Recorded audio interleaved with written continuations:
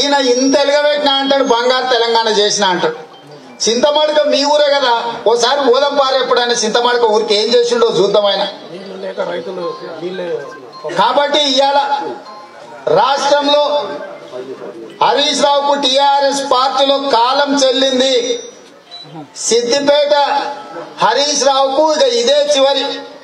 వచ్చేసరికి హరీష్ రావుకి టికెట్ కూడా ఉండదు. మీకు తెలుసు, నిన్న మొన్ననే మారెడ్డి శ్రీనివాస్ రెడ్డి అని ఒకటి పక్కన పెట్టండి హరీష్ రావుకు బల్లెం. ఇంకా రేపటి నుంచి శ్రీనివాస్ రెడ్డి మీరు ఇక్కడ ఏదైనా పని ఉంటే హరీష్ రావుకు సిద్దిపేటలో కూడా సిద్దిపేట బయట జల్లకుండా చేసిండు.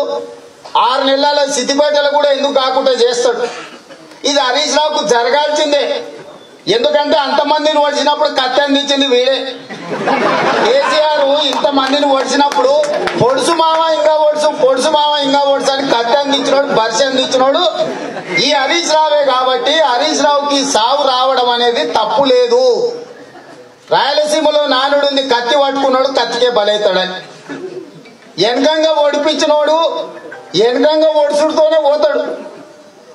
కాబట్టి ఇవాళ ఈ రాష్ట్రంలో హరీష్ రావు ఇవాళ పేపర్లో చూసిన పార్లమెంటు వారిగా ఇన్ఛార్జీలను నియమించారు. కేటీఆర్ బయలుదేరిన ఆయన సన్నాహక సమావేశాలు పెడతాడట పార్లమెంటు నియోజకవర్గాల వారిగా. ఆ సన్నాసి ఎప్పుడైనా తెలంగాణ ఉద్యమంలో ఉన్నాడా?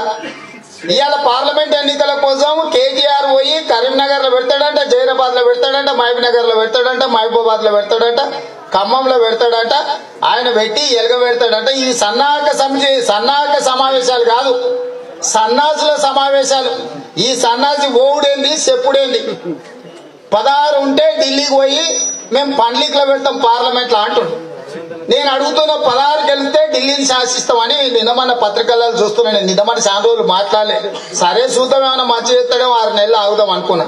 కానీ కథ చూస్తుంటే 6 నెలలు కాదు కదా, 6 రోజులు కూడా ఆగలేని పరిస్థితులు ఉన్నాయి. కాబట్టి ఇవాళ మా నర్సన్న రావాలంటే ఖచ్చితంగా సిద్దిపేట గడ్డ మీద కాంగ్రెస్ పార్టీ కార్యాలయం ఉండాలి, కార్యకర్తలకు అండగా ఉండాలి అని చెప్పి కోర్టు కార్యక్రమంతో పాటు పార్టీ కార్యక్రమం కూడా పెట్టుకున్నా. నేను ఒక్కటే అడుగుతున్నా,